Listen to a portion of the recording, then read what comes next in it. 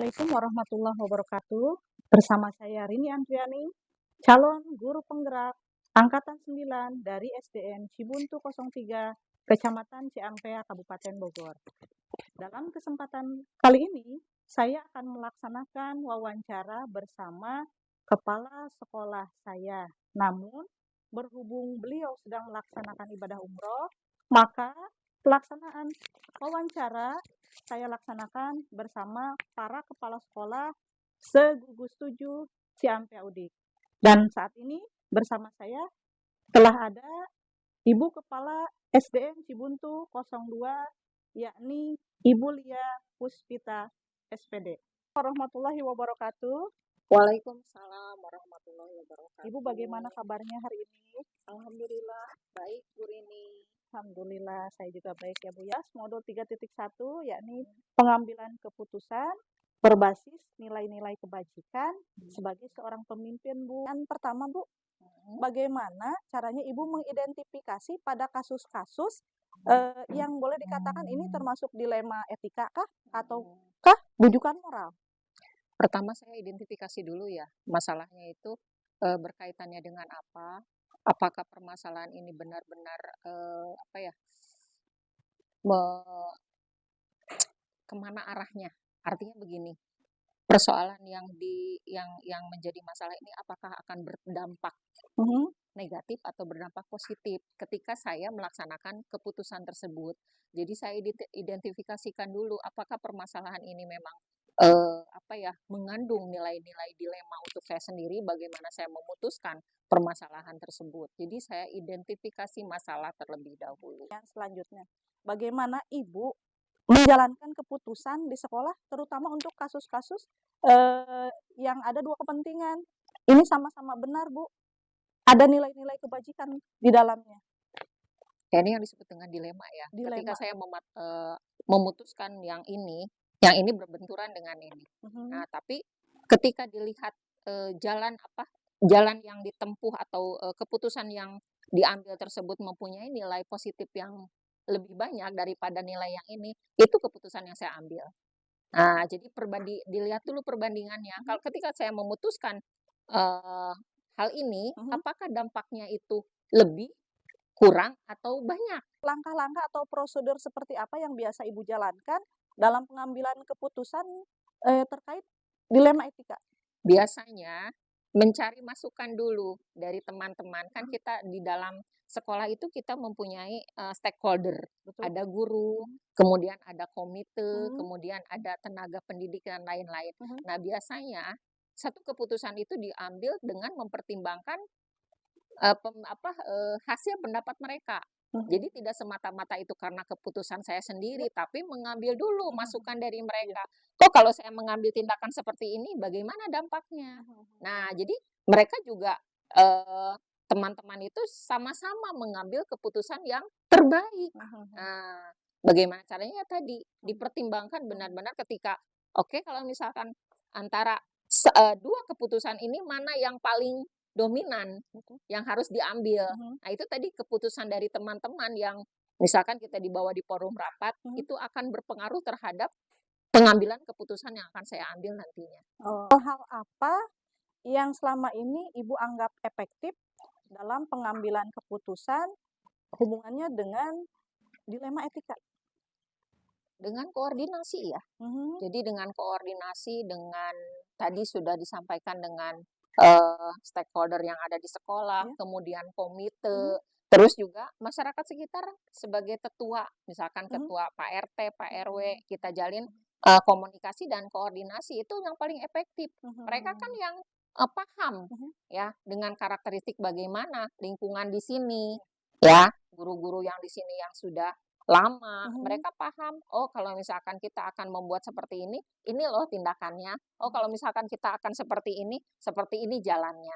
Jadi koordinasi dengan satu guru-guru, kemudian dengan komite, terus dengan aparat setempat yang ada di sini, tokoh-tokoh masyarakat yang ada di sini, itu cara yang paling efektif. Karena mereka mempunyai intinya daerah kekuasaan mereka kan di sini, gitu, seperti itu. Ya. Selama ini tantangan apa yang Ibu temui ketika Ibu mengambil keputusan pada kasus dilema etika?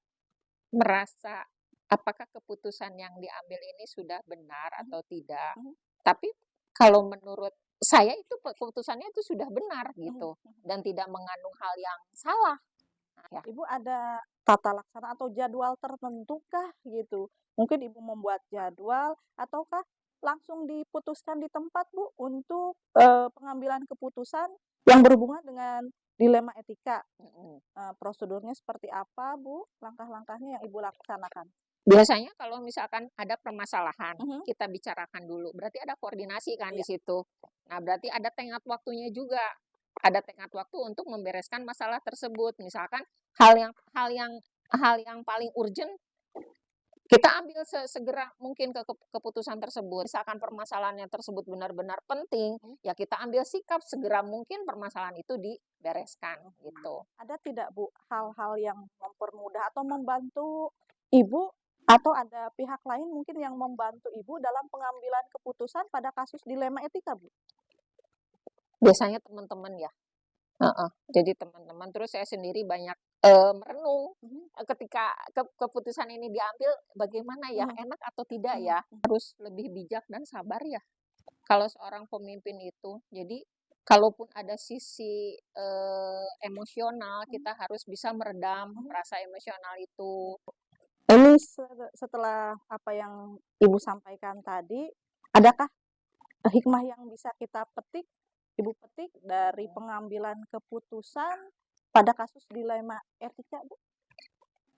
Lebih bijaksana, lebih sabar, lebih seperti itu. Makasih sekali lagi Ibu ya atas waktunya. Saya pamit ya Bu ya. Iya, mangga. Assalamualaikum.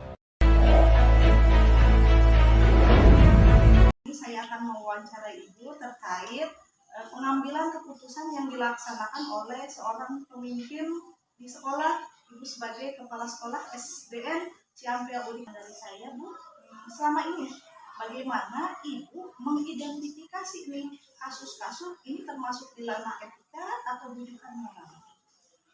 Kalau menurut saya rujukan moral itu kan salah satunya itu benar dan salah gitu. Kalau ini kan dua-duanya istilahnya benar gitu, makanya saya ke etika. Selama ini bagaimana Ibu mengambil keputusan di sekolah Ibu ya, terutama untuk kasus-kasus yang ya dilema etika nih Bu, yang kedua-duanya memang benar dan memang dua-duanya mengandung nilai-nilai kebajikan Bu. Saya mengambil keputusannya karena kan kita tidak bisa mengambil kesimpulan sendiri atau tidak bisa memutuskan sendiri. Saya bermusyawarah dengan guru-guru dan melibatkan juga komite sekolah. Gitu. Jadi semua itu kita bicarakan dalam rapat dengan guru-guru dan komite sekolah. Ini kira-kiranya yang baiknya itu seperti apa? Langkah atau prosedur yang biasa Ibu lakukan nih untuk penanganan kasus dilema etika seperti apa? Kita itu mengadakan rapat. Saya akan meninjau kembali kebaikan-kebaikan apa yang ada di dalamnya, lalu bermusyawarah dengan dewan guru. Apa yang menurut Ibu paling efektif? Hal apa yang menurut Ibu efektif dalam pengambilan keputusan yang berhubungan dengan dilema etika? Adanya koordinasi dengan komunikasi dengan pihak-pihak yang terkait. Yang pastinya dengan dewan guru, kemudian juga perlu dengan komite sekolah. Hal-hal apa saja yang menurut Ibu merupakan tantangan dalam pengambilan keputusan yang berhubungan dengan dilema etika? Tantangannya yaitu dengan pastinya saya merasa kurang tegas karena berdasarkan rasa kasihan dan iba. Ibu punya tata cara atau jadwal tertentu mungkin untuk menyelesaikan masalah, terutama masalah dilema etika, ataukah mungkin Ibu langsung mengambil keputusan di tempat gitu untuk menyelesaikan kasus-kasus dilema tersebut, lalu prosedurnya, kemudian bentuk prosedurnya itu seperti apa yang Ibu jalankan? Kalau untuk waktu mungkin tidak ada ya, jadi pengambilan keputusannya langsung gitu. Dengan ya prosedurnya seperti itu tadi, kita bermusyawarah langsung dengan guru-guru dan juga melibatkan komite sekolah. Jadi tidak ada tenggang waktu lah, tidak ada tenggang waktu, cara langsung di saat musyawarah tersebut. Yang selanjutnya, ada tidak seseorang atau faktor-faktor apa saja yang membantu ibu, mempermudah hidup ibu ketika mengambil sebuah keputusan dalam kasus dilema etika? Apa guru yang memang dituakan di sekolah, ya, yang memberikan istilahnya masukan kepada saya untuk mengambil keputusan. Oke Ibu, dari apa yang sudah Ibu sampaikan tadi, kira-kira ada yang pembelajaran apa yang bisa Ibu petik dari pengalaman Ibu selama Ibu mengambil keputusan pada kasus-kasus dilema etika, Bu? Semuanya itu tidak terlepas dengan adanya musyawarah dan komunikasi dengan semua pihak supaya nantinya bisa dipertanggungjawabkan bersama gitu. Jadi adanya musyawarah musyawarah dengan semua pihak yang terkait dalam hal ini ya guru-guru tersebut dengan komite sekolah supaya bisa dipertanggungjawabkan. Baik Ibu, terima kasih. Tadi saya sudah mengajukan pertanyaan-pertanyaan kepada Ibu ya. Alhamdulillah saya berterima kasih kepada Ibu sudah membantu, kemudian memberikan jawaban. Mudah-mudahan apa yang sudah Ibu lakukan sebagai seorang kepala sekolah mengambil keputusan ini dapat saya contoh, Bu, sebagai bahan contoh pembelajaran buat saya ketika saya mengalami kasus-kasus dilema etika. Sekali lagi terima kasih banyak ya Bu ya. Sama-sama, Assalamualaikum Ibu. warahmatullahi wabarakatuh. Waalaikumsalam warahmatullahi wabarakatuh.